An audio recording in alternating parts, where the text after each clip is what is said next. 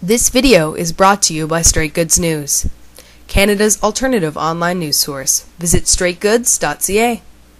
And do you see that relating to the debate we're having on lawful access legislation? I have absolutely no interest in Vic Toews' private life. I've got enough on this guy's public statements to say this man has some explaining to do to Canadians. For example, why did this minister decide to use child victims as political cover for this bill?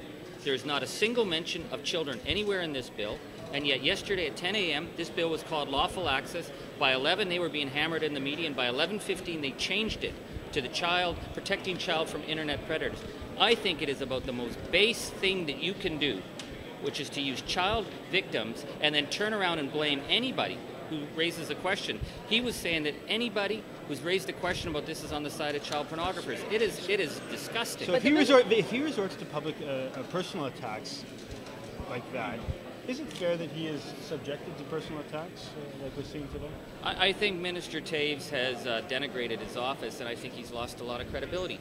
You see this man backpedaling furiously now to try and seem reasonable. Well, it's hard to sound reasonable when you say that anybody who disagrees with you is a child pornographer. So the minister changed the name of the bill at the last minute. He's using child victims as political cover, and I want to know, who changed that bill? Was that Vic Toews' idea, or was that some flunky, or was that the Prime Minister who said, we need some cover, Vic, because Canadians don't buy our snooping bills? But don't we need to be fair with the minister, though? He's accepting to send it directly to the committee. He's accepting some amendments. He changed the bill from his previous version. Is he not trying to show some openness, though?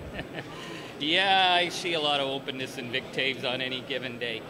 The fact is, the Ontario Privacy Commissioner is sounding alarm bells on this bill, and Vic Toews said that anybody who stands in his way supports child pornography. Now he's backpedaling. This thing has gone off the ropes really quickly because they put a minister in who has no capacity to handle the nuances of this bill, and they need to explain why they're using child victims to try and sell this bill to Canadians, because their selling job is done very badly. But isn't there some positive aspect to backpedaling? Isn't that what you asked from the minister, that he backpedals? Well, I think the minister's backpedaling because he came in and stuck his finger in the political socket, and he's been thrown back.